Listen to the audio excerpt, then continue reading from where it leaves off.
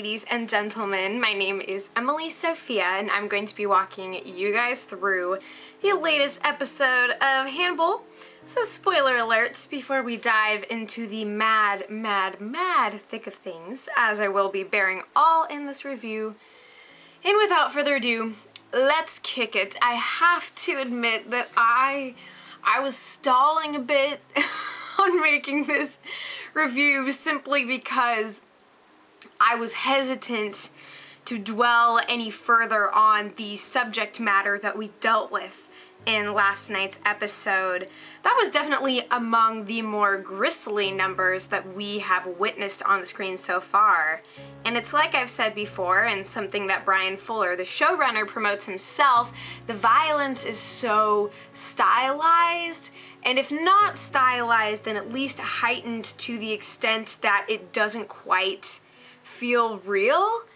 And yet I always get that super uncanny sense watching this show. It's so artfully and meticulously done.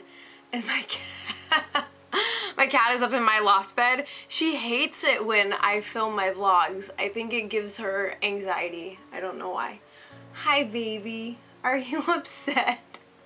Anyways, yeah, last night was super difficult to watch. If I was to introduce a friend to the series for the first time, well, I mean, it's usually best to start from the beginning, but if, say, I had a friend over and they, like, walked in on this episode, they'd probably be calling the crazy house. You know, they'd be hitting up their emergency numbers list on the fridge, and I would be the subject of their phone calls. Because, yeah, pretty not okay things occurred.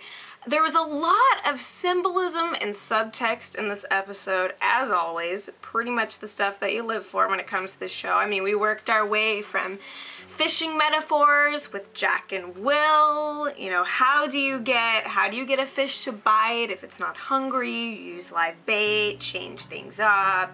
All these discussions and euphemisms, ultimately putting some fish on Hannibal's table. You know, just a little bit of alibi to go off of for the ever blissfully unaware of the world's crippling realities, Jack Crawford. And then we worked our way, of course, to the situation with the bird in, girl in, horse event. Just so many things wrong on so many levels. It was just like I could not compute. In the words of every teenage girl ever, I could not even. It was really over the top grotesque for me, but at the same time really fascinating as the team is breaking down exactly why this whole thing occurred, this brutal creation. And it was basically the attempt of Peter, the animal rescuer. It was his attempt to restore life to a woman who who he loved. Having found her, he tried to, you know, place the bird in her chest like a pseudo heart slash I'm trying to think of all the symbolism that that everybody discussed in the episode, but as sort of a key to getting to the afterlife, as a means of restoring life, putting the woman into the womb of this horse, which was already dying from having delivered a stillbirth full. And then the hopes that the coffin birth, as Will called it, that the gases that would be secreted from the putrefying body would push the dead fetus out of the dead horse, constituting some form of rebirth. You think back to sex ed and all those like birthing videos and stuff that you had to watch to be exposed to the realities of sexual intercourse and what ultimately ensues some of the time. Be glad you didn't have to watch something of this caliber. I mean, you thought that shit was intense. Well, have I got news for you. There are other things in this world that we were not made to handle, but that Hannibal puts us through anyway. If we've never had the chance to experience something of that caliber, now we have. At any rate, the symbolism there, of course, that is explored throughout the episode is, of course, the rebirth of Will and Hannibal's relationship, specifically the rebirth of Will Graham himself. Now, I think that Hannibal is more than excited to have their friendship rekindled and made into something fresh. I mean, they've reached that next level connection where they can talk about, at least on Will's part, he can be honest about how he wants to kill Hannibal, how often, in what way. And of course, we see that when Will reveals that if he was to kill Hannibal, he would do so with his hands. Hannibal tries to remind him, you know, I thought that we moved past all the apologies and forgiveness side of things. But there's still this rage and this abundance of energy and will now that he has his life back, now that he's trying to plot his course and figure out how exactly to achieve his reckoning. And ironically enough, Hannibal is playing a pivotal role in helping Will Graham to reach that place of coming to that satisfying climax, and then whatever else will ensue after that. Now, I'm still trying to break down all the reasons behind Hannibal's prevention of Will killing the social worker. What is his name? It was Peter and Clark, Clark Ingram. So Will Graham sees in the deeply shattered and traumatized person of Peter his early self at the hands of Hannibal. Will Graham himself was in a position of incredible weakness, mentally and emotionally particularly. So when he sees this situation where this complete and total psychopath has entered into this field of altruism to gain access to people whom he deems worthy and destroys, and then that Peter has to bear witness to all of this, to become a part of this man's schemes, to be taking the brunt of responsibility for the atrocities that this man has committed. Does that ever sound like a situation that Will would understand? I dare say so.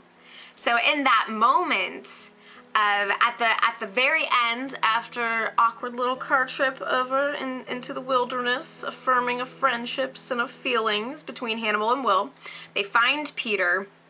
And, okay, quote of the year for every TV show, for this show itself, but I think just for the year so far, the top quote is "Your social worker in that horse." In what context could that ever be said anywhere beyond the show? Hats off to whoever penned that particular line. That was the most deliciously bizarre and yet perfectly fitting thing that could possibly be said. I still can't handle it. I want that on a t-shirt. I need that on something that I can wear, that I can show around. Just, it's a good conversation starter, you know? One-liners for days. But anyways, as Will comes to discover all that's transpired with Peter, he tries to achieve his retribution by using, taking out his wrath on a scapegoat, a Hannibal-like figure, because he can't quite kill Hannibal now that, as Will says, he finally finds him interesting. So can't quite go to that level. He tried that before, but he realizes that there's still so much that he's trying to learn about himself through Hannibal. And so Hannibal ultimately convinces Will, who is trying to make this Clark guy into a pseudo-Hannibal figure for him to take out and then move forward.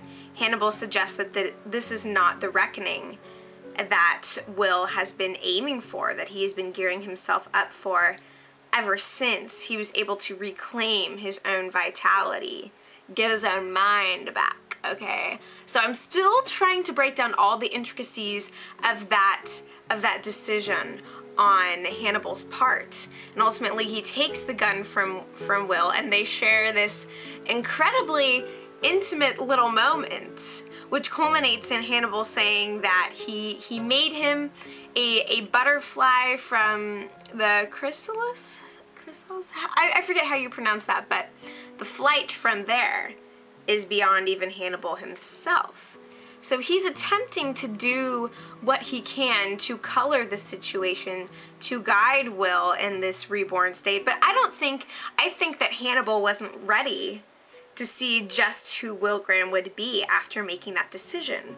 Another thing that was critical to this episode, a quote that kept recurring in Hannibal's discussions with Will as well as Margo, was the idea of killing bad people who do bad things in order to feel good. And he says even something similar when Hannibal and Will encounter Peter as he's sewing up the horse. And Hannibal says that an abnormal reaction to an abnormal situation is normal. So he has these kind of little 3-step processes, but I'm wondering if he wants to get Will Graham to the point of where it's not just about killing a bad person who does bad things in order to feel good, but perhaps to be able to take the life of anyone, regardless of whether or not they're bad and regardless of whether or not they do bad things, but to still feel good in the end. I mean, could he be trying to take things that far? Is he trying to make sure that he can continue to captivate Will's interest and his frustration at the world? Is he trying to get Will's rage so pent up that the way that he's ultimately going to manifest that reckoning is going to be something far more than any of us could ever imagine? I mean, like Will said in the last episode, it's theater for Hannibal, so I dare say that could be the case. I'd love to hear your guys' thoughts on that issue, especially because it's still something that I am mulling over like nobody's business. So, we have the rebirth of Will Graham from his death. We even have the rebirth of Hannibal from the guise of the Chesapeake Ripper. Well, I say the guise, but you know what I mean. Anyways, it's like he says to Will, the Chesapeake Ripper is gone. He has been allocated to the unfortunate person of Frederick Chilton, who we still don't know if he actually survived. I feel that if he is going to come back, I know that a lot of you guys told me about how the bullet went through the cheek and that it might have missed the brain and there could still be a way for him to get out of it. I feel like if he's gonna come back, it'll be later, it'll be when we least expect. I feel like he and Bedelia should just roll up together. Raise some hell. I would be digging that something fierce. They're a couple of my favorite characters now, and of course, the ones I love the most are the ones who are ripped away from my soul. I've come to accept my fate in that regard, but there's a lot of rebirth that's going on, so those metaphors of rebirth and then metaphors of predation as well, what's going on between Will and Hannibal. And I love that they are on this equal playing field now, to where everything that Will does from here on out is unexpected, even to Hannibal. But he's still trying to do what he can to be instrumental in this unfolding process of the new Will, and of his new self too.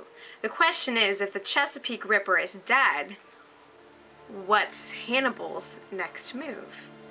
How will he reincarnate himself? Because, well, old habits die hard, and I dare say that Hannibal's are far from lifeless. So that's the question of the hour.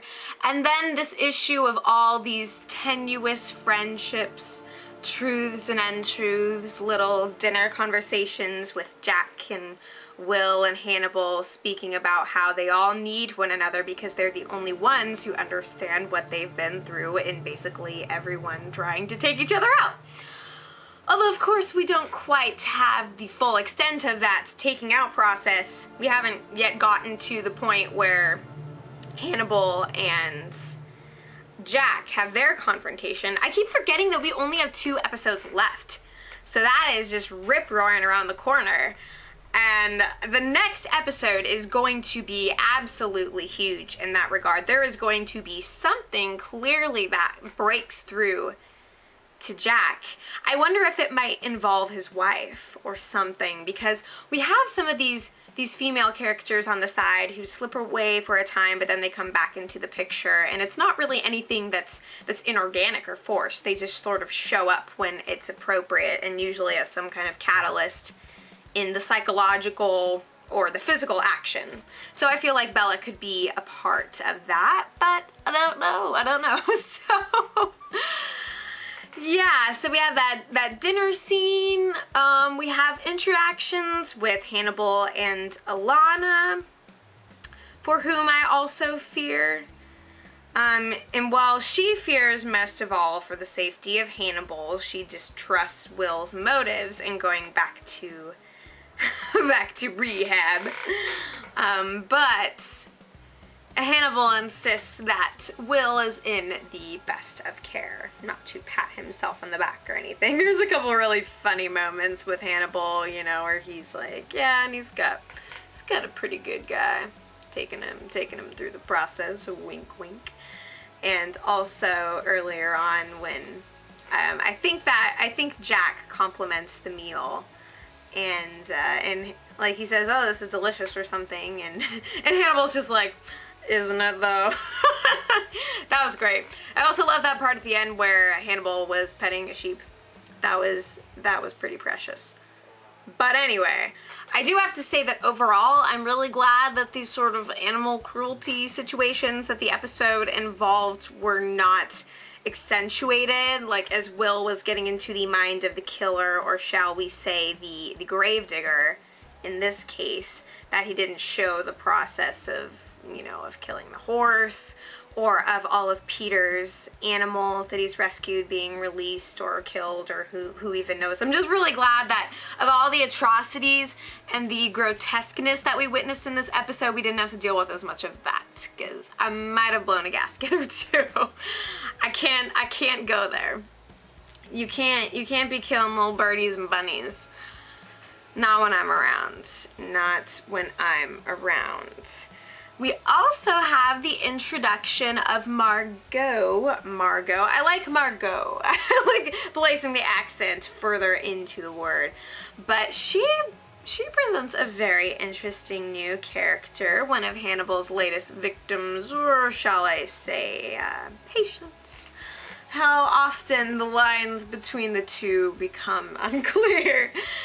In this case, I know that for a lot of you who have read the books, that Mason Verger, is that how you pronounce it? Mason and Margo are a couple of major characters, and we don't yet know the full extent of what Mason has done, but Margo comes to Hannibal in a place of rage, something that's really exemplified even by the colors that she wears, with that fierce red lipstick and even the red turtleneck that she's wearing under her jacket, suggesting that inner passion and anger, which represents her desire to kill her brother. She was unable to do so before. The further exacerbating the situation is the fact that the family has reaccepted him. They're making a profit off of what they assume is the transformation of the prodigal son, but Margo knows better. And of course, Hannibal's advice in this situation is as ambiguous as ever. He asks if there is any kind of plan in the works for Margo to take out her brother, and he suggests that her ultimate catharsis would be doing so in that situation, and if she cannot do it herself, finding someone who will. But does Hannibal know a guy who knows a guy, or is he volunteering? Of course, I think that there's going to be a more extensive interaction between Mason and Hannibal later on when the two come into contact with each other. But again, I want to look him up. I want to, you know, even read the books myself just so I have some kind of foreknowledge, because a lot of people are really, really excited about this. As for me, I don't yet know the full extent of who Mason is, rather than someone with illicit tastes. But I kind of want to be surprised, so I'm not going to be looking up anything at this point, and I'd prefer, and I would greatly appreciate if you guys don't spoil anything for me. I will try and read the comments, but if you have anything to say about things that are to come and that, you know, territory that the show might tread, then as long as you can preface that with spoilers, like book spoilers, or, you know, something like that. Because I do still want to read what you guys have to say and not be a total weenie about things, but, you know. So, she presents an interesting kind of figure. What freaking else? Again, just a really fascinating and disgusting episode. To left, just to left, the action is ramping right up. Lots of really fascinating interactions. The actor who played Peter in this episode did a really good job of evoking my empathy and hopefully that of others as well. Again, he represents almost this caricature of the old Will. We think back to the times when Will was being induced into his oh my gosh, his seizures and everything that he was going through, as unstable and as sensitive and broken as he was. All of that epitomized in Peter and what has happened. The only atrocity that Peter has committed has been one to try and counteract the atrocity of Clark. And that was a really fun interrogation scene as well with Alana, and then we've got Jack and Hannibal and Will behind the glass, and the passive aggression was like that back room was basically a sauna of passive aggression, with Will saying like, yes, I totally understand what it's like to have your trust betrayed. And Hannibal's like, yes, it's quite a psychopath there. We also see the completion of Alana's seduction and what she says to Clark about how the world needs a few psychopaths to keep it on its toes. Because the guy tries to come across as being a caring person while stating that his only emotion about the situation of his being interviewed is that of being inconvenienced. So clearly this guy lacks any kind of feeling center, and Alana does a good job of teasing that out. Unfortunately, she has exposed her own attraction to all the psychos of the world, and her, it's ironic. It was such a strange and troubling line, because from this, can we assume that Alana knows something is up with Hannibal, but that she would rather be against Will than Hannibal? I don't freaking know, but there's a lot going on in this episode. Really fascinating to see the power plays between Hannibal and Will.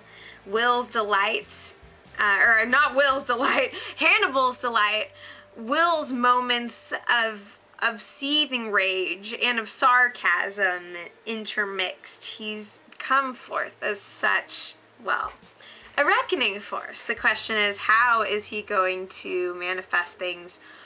Are we going to see him in the third season? Because technically this show is called Hannibal. He is the central character that the narrative is going to follow. And yet, it seems as if Hannibal was going to be the complete and utter undoing of Will, which he's probably still in the process of being that. It seems like Will would have been taken out already.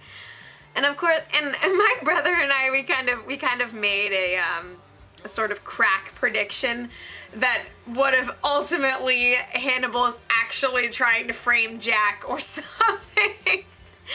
And that's part of why he's trying to keep Will in his pocket, to get him to see the even fuller extent of his design. But I don't know, they really pulled out the stops with what happened with Chilton. So at this point I'm just like, I feel like Hannibal is going to systematically accuse and or kill off everyone in the world until it's just him and Will enjoying the universe together. But of course, without the other people in the mix, they won't have that fun tension of figuring out who they're going to kill, in what way, how that's going to transpire, you know. Yeah, but really fantastic episode. Not one that I probably rewatch for the most part. I spent a lot of the time reading during some of those scenes that were really focused on the visceral action, I had one of Carrie Fisher's autobiographies that I was trying to dip into, just for the sheer sake of comic relief. But there were some comical moments interwoven in all of the terror. Also, really interesting little shout out to Silence of the Lambs, that it was a starling that popped out of the chest of the woman. And in fact, if any of you guys have seen the indie stop motion film Blood Tea and Red String, that is definitely a fascinating parallel in terms of the bird in the chest and what that is to symbolize, and all of that. So Will's kind of the little bird. Hannibal is his own sort of bird of prey coming forth from the old persona, looking to get into something new. Yeah, if there's any gaps that I left, please feel free to fill them in for me. I would be happy to discuss things with you in the comments below, and for you to discuss things with each other, because let's be a family, okay? 2 final weeks. Leave your predictions, whatever else. We will get in even further into the madness. So, you guys take care.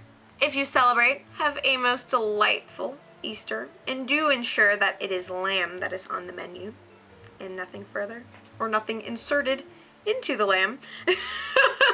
And you guys take care. I will be back before you know it.